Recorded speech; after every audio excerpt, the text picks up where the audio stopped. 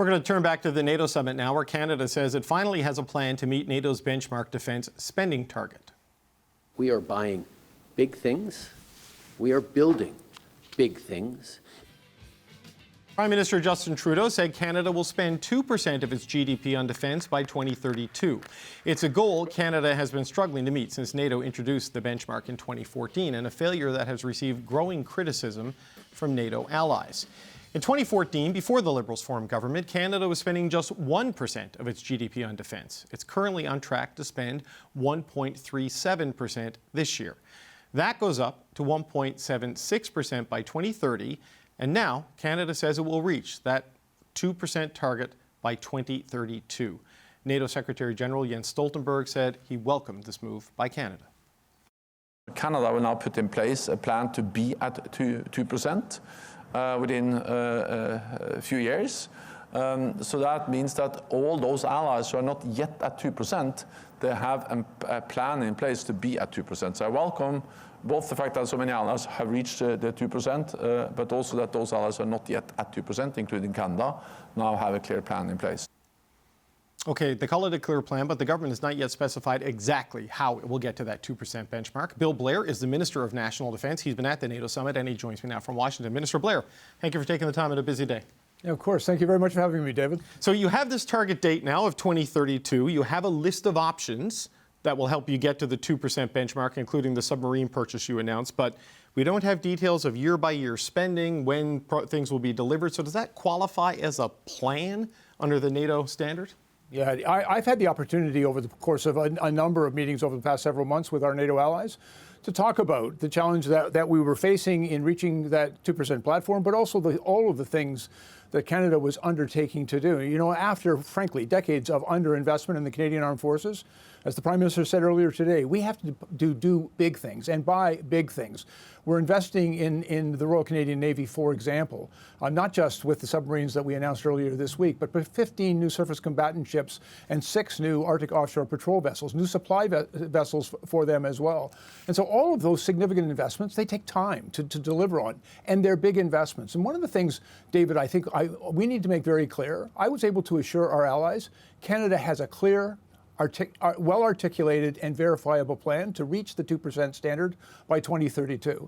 But I also have to be able to assure Canadians that we're not just spending their money, but we're investing their money, and not only to create real capability, important and necessary capabilities for the Canadian Armed Forces, but also investing in Canadian workers, in Canadian industry, in the Canadian economy, in our nation's prosperity. And so, for example, the ships that we're building in Halifax, they're going to create over 10,800 sustainable jobs for a period of 25 years. It's going to add $40 billion to our GDP.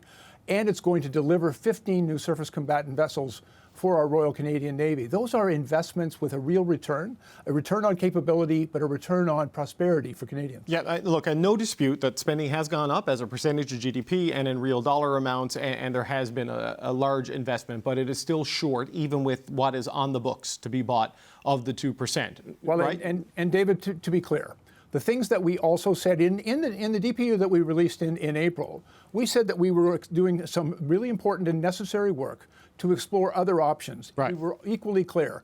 We know that we have to replace our aging submarine fleet. The Victoria-class submarine fleet is no longer fit for purpose. We need 12 new submarines to fulfill our responsibilities, not only to defend our own country and our own interests, but to live up to our obligations to NATO, to NORAD, and the Indo-Pacific. The defense policy of update, the top line option that was there was renewing and expanding our submarine fleet. You've pulled the trigger on the formal consultation process on that, and that will get going this fall, and that will seemingly be one of the things we do buy. But there's a menu of other things there, and the subs alone won't get Canada to 2%. So which of these other options are part of the plan to get to 2%, if it's clearly articulated plan as you describe it? Yeah, David, I've seen some of the analysis that your experts have provided, and they talk about the cost of 12 submarines. But I think what they have failed to recognize is the actual cost of that program about 70% of it is in sustainment. And so we're going to have to invest in infrastructure in Canada, in the ability to sustain that submarine fleet, to train new personnel, and to operate that fleet from. Those are significant investments. There's also just another area of effort that we've already undertaken is we're working with our allies to determine what is required as far as integrated air and missile defense. We've seen how important that has been in Ukraine. We saw how important it was when Iran attacked Israel.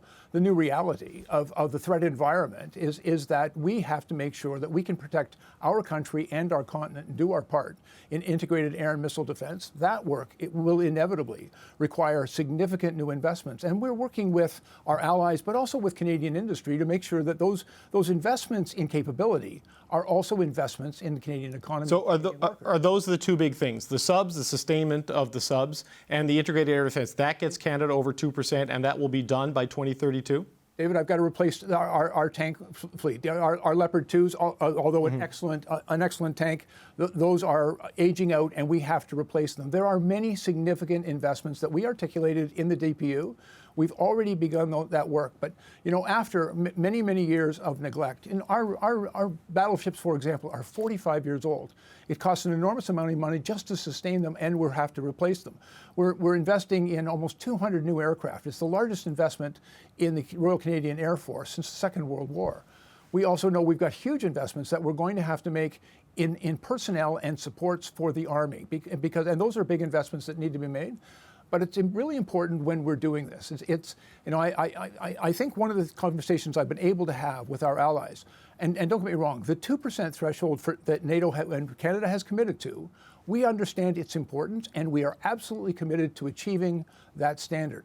But it's not just a matter of spending money. It's a matter of creating real capability for our armed forces and to make Canada's necessary contribution to our allies and to our own national defense. And so, that takes a lot of work. It's big investments. Canada also has the 6th largest defense budget in all of NATO. It's one of the largest and historically has been one of the largest contributors to NATO's defense since its inauguration 75 years ago. We understand how important Canada's contribution is to NATO. It's one of the reasons our allies have been very anxious that we provide them with a clear and verifiable plan to 2%. We were able to provide that to them this week. We've got a ton of work to do, but I think we also have to be able to assure Canadians these are going to be investments in Canada as well as in military capability. No, I understand the need to bring the public along and the need to spend what will be tens of billions of dollars for them to see an economic benefit as well as a foreign policy and defense policy benefit. But you make it all sound so simple, and as if all of these things were in the pipeline. And you had the defense policy update earlier this year. 2032 as a target did not appear in that defense policy update, and here we are in July. And it wasn't that long ago when Anita Anand, your predecessor, now the Treasury Board president, was saying that we can't just put more money into the system because we don't have capacity to absorb it and spend it and use it as an armed forces to get to the 2% target within a foreseeable time frame. How do we go from no 2032 in the update to what Minister Anand had to say to what you're saying today that 2032 is going to happen? It's just these last few tweaks to our plan. And again, I just encourage you to go back and look at the DPU. I think we articulated a very clear and specific plan that took us through 2029, 2030. Right. That brought us up to 1.76 of our GDP with very well articulated spending targets in that plan. We also were able to include that information in our finance minister's 2024 budget. But we also said that by 2029, every 4 years, we're going to have to update our policy.